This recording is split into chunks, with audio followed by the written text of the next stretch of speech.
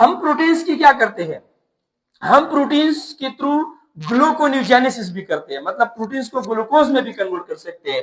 कौन करता है बेटा, हमारा लीवर करता है, प्रोटीन्स को कन्वर्ट करता है इनटू ग्लूकोज। और उस प्रोसेस को हम क्या कहते हैं, उस प्रोसेस को हम कहते हैं ग्लूकोन्यूजेनेसिस, ग्लूकोन्यूजेनेसिस। और फिर वही ग्लूकोज हम यूज करते हैं बेटा किस लिए, एनर्जी के पर्पस के लिए। उसी प्रोटीन का, हाँ प्रोटीन से भी ग्लूकोज बन सकता है, लिपिड से भी ग्लूकोज। जी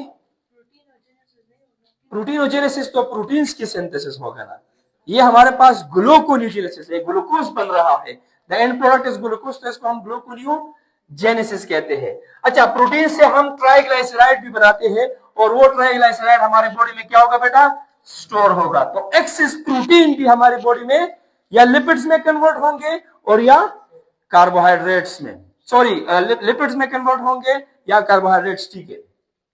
फैट्स मेटाबॉलिज्म भी होती है हमारे बॉडी के अंदर।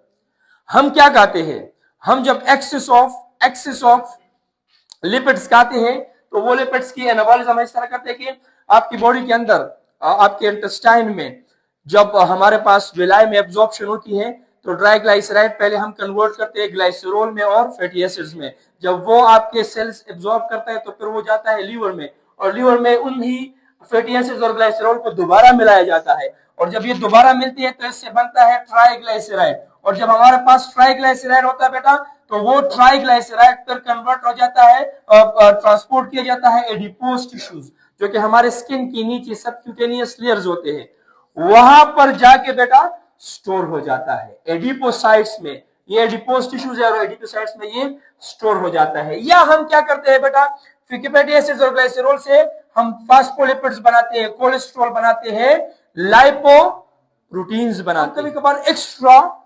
कार्बोहाइड्रेट्स खाते हैं। और जब हम एक्स्ट्रा कार्बोहाइड्रेट्स खाते हैं तो वही कार्बोहाइड्रेट्स कन्वर्ट हो जाता है इनटू लिपिड्स। वो मतलब आप जितना ज्यादा स्वीट खाएंगे ना तो वो आपकी बॉडी के अंदर लिपिड्स में कन्वर्ट होंगे, और वो लिपिड्स आपकी इस तरह एडिपोज टिश्यूज के अंदर स्टोर होगा। कार्बोहाइड्रेट्स भी लिपिड्स में कन्वर्ट हो सकता है, ठीक है ना। अच्छा, चौथा हमारे पास जो फंक्शन है लीवर का वो क्या है बेटा, डिटॉक्सिफिकेशन।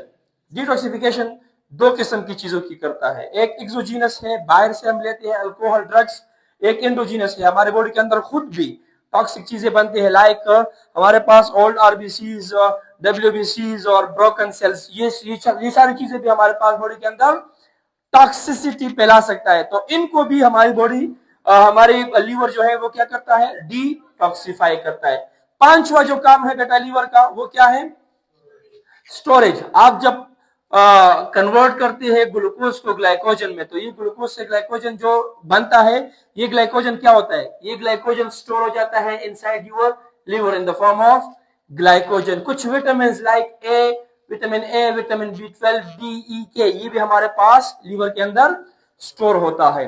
और सबसे जो इंपॉर्टेंट फंक्शन है लीवर का वो है बाइल सिंथेसिस। बाइल आप लोग जानते हैं ना, bile is a mixture, it is a greenish colour का सिक्रीशन होता है जो हमारे पास mucus, water, bile salt, cholesterol, ions, bile pigment, cellular debris, इन सब चीजों का मिक्सचर होता है, कॉम्बिनेशन होता है। यहां पर अगर आप लोग देखें बेटा, ये मैंने यहां पर बनाया है बेटा इस तरह छोटे छोटे लोब्यूल्स।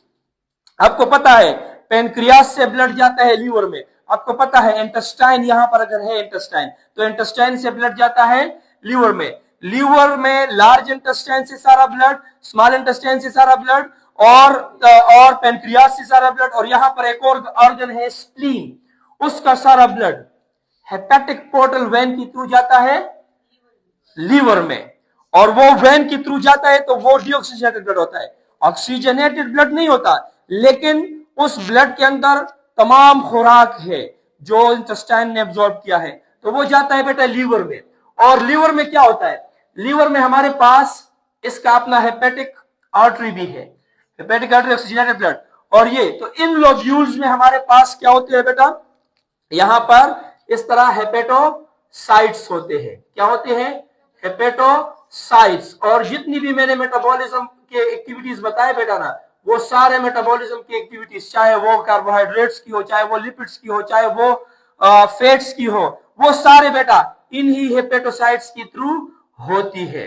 और यहां पर हमारे पास ऑक्सीजनेटेड और डीऑक्सीजनेटेड ब्लड मिल जाता है, उसमें वो सारा चीज मिक्स हो जाता है। और यहां पर इस वेन के थ्रू पर ये सेंटर में जो मैंने बनाया है ना, दीज आर वेन्स, और ये मेजर वेन्स हमारा ये ब्लड पर ले जाता है कहां पर, हार्ट में। हार्ट में किसके थ्रू जाएगा बेटा, हेपेटिक पोर्टल वेन में तो यहां पर आ गया। अब कौन सी वेन के थ्रू जाएगा, आपने पढ़ा है इंफीरियर वेना केवा के थ्रू ये हार्ट में जाएगा। हार्ट में से वो फिर जाएगा फिर आपके लंग्स में, और लंग्स में से फिर जाएगा दोबारा हार्ट में, ऑक्सीजन भी साथ में आ जाएगा, खुराक भी आ गया, और फिर इसको पूरी बॉडी में आयोटा के थ्रू डिस्ट्रीब्यूट करेगा, सर्कुलेट करेगा। तो हमारे पास ये जो स्ट्रक्चर्स है ना, ये हमारे पास है बेटा हेपेटोसाइट्स। हेपेटोसाइट्स ये तमाम फिजियोलॉजिकल एक्टिविटीज करता है। इंसुलिन भी यहां पर है, ग्लूकागॉन भी यहां पर है, लाइपोजेनेसिस भी यहां पर होती है, हमारे पास लाइपोलाइसिस भी यहां पर होती है, ग्लाइकोजेनेसिस भी होती है, ग्लाइकोजिनोलाइसिस भी होती है। ये सारी चीजें यहां पर इस हेपेटोसाइट्स के अंदर होती है। साथ में ये बाइल भी सिंथेसाइज करता है। बाइल जो इन सब चीजों का मिक्सचर है वो भी यहां पर बनता है। और जो हमारे पास राइट लोब है, this is what, this is left lobe. ये जो लेफ्ट लोब है इसका, और ये जो हमारे पास राइट लोब है इसका, हमारे पास ये सारा बाइल